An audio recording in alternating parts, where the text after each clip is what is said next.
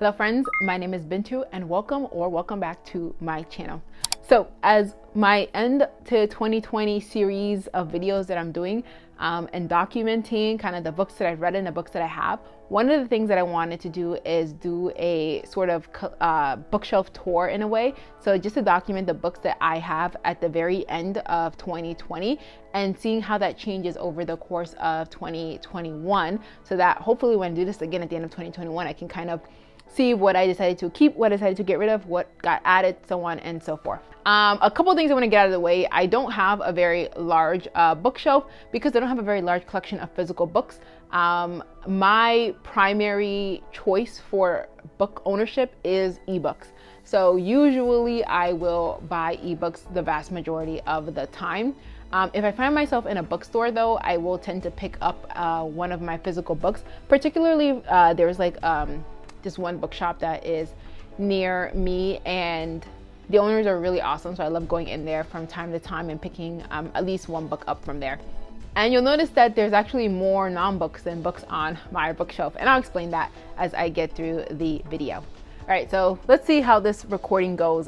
This is a very awkward spot. My bookshelf is right behind my work desk, and it's easier for me to just film this on like my knees on the ground. So we'll do the best we can. All right, so here we have the first level of my bookshelf, which is pretty much where all of the books that I have are. First things first, let me knock these two out of the way. These are actually, the first one is an APA manual that I had to get at the start of my master's program, except I literally never used it because you can find all of it on the internet. So I don't know why they made me buy this. And then the second one is like a textbook of sorts. So this is Race, Empire, English Language Teaching.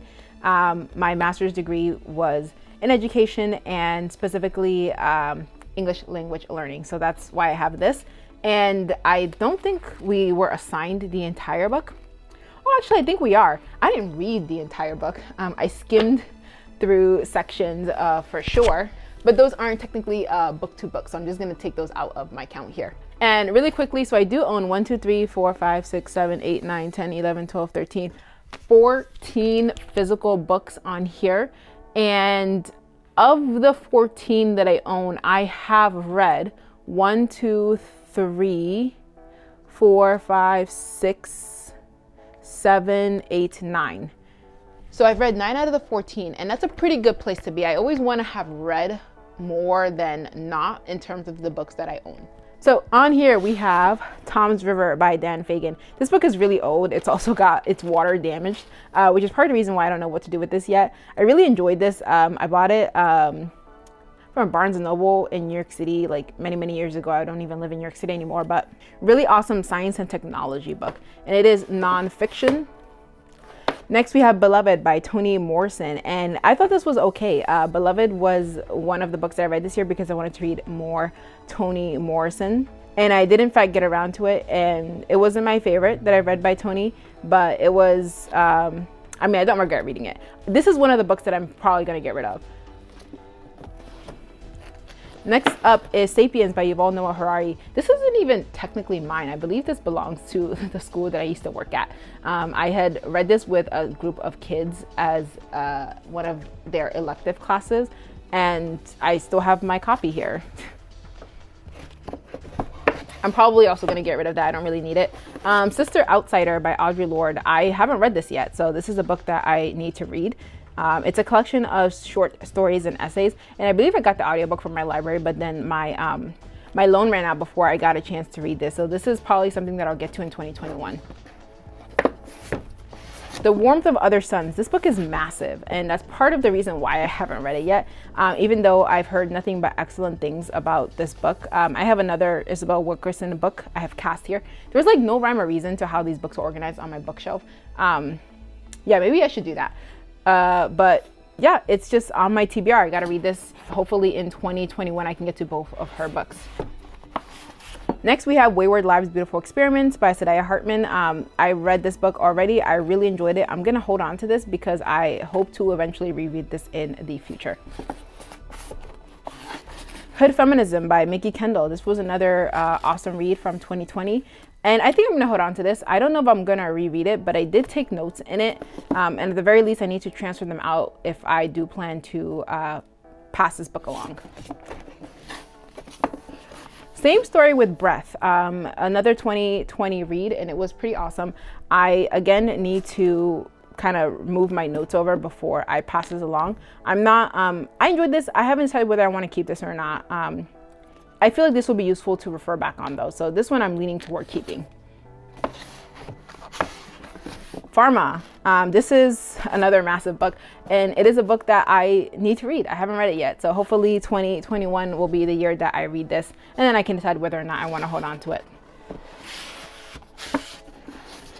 This book, so Language at the Speed of Sight, How We Read, Why So Many Can't, and What Can Be Done About It. I actually won this in a raffle during my master's program from one of my professors, and I just haven't read it. I think I almost forgot that I even had this. And it's kind of dense. So it is about reading, specifically students and that struggle with reading and some of the reasons why. Yeah, I wanted to read this. I don't know why I haven't gotten around to it. I'm going to hold on to this for now. I think if I make it in the next like year or two and I still haven't read it, then I might need to pass it along. Cast, I recently obtained this, so this is my second Isabel Wilkerson book. This one looks less daunting than The Warmth of Other Suns. I think this book is shorter, so I may just get to this sooner than I get to The Warmth of Other Suns, but definitely on my list. Hope to get to it soon.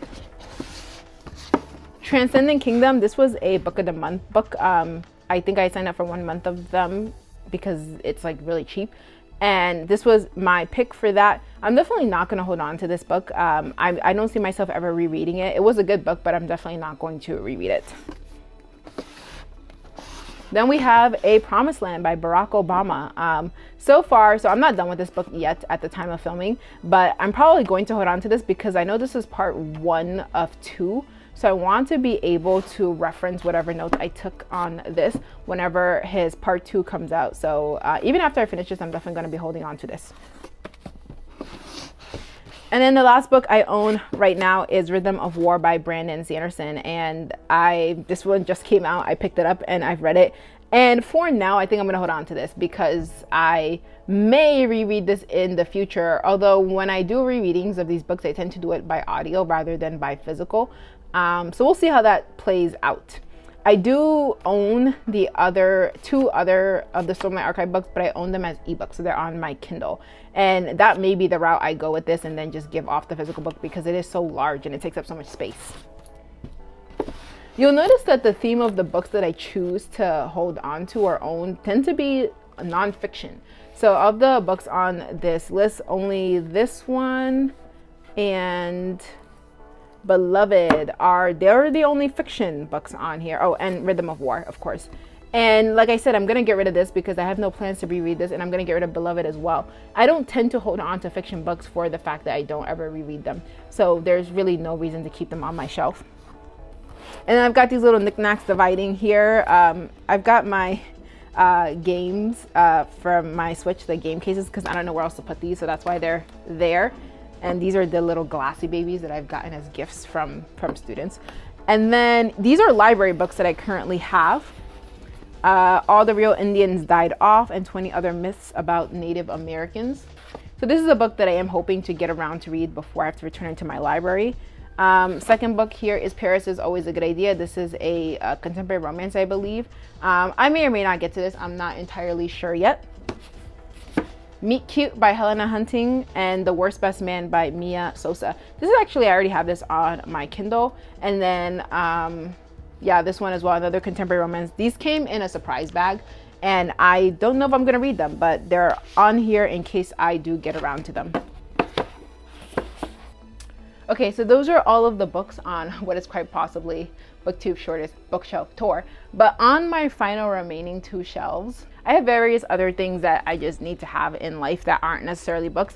This needs to go, this actually should go back to my classroom. It was like a little welcome basket that I got because I started at a new school district this year. And then here I have various things. I've got my 2021 planner that I'm gonna get to at some point. Got a candle, which is probably a potential fire hazard, but we'll deal with that later. This is like my district laptop.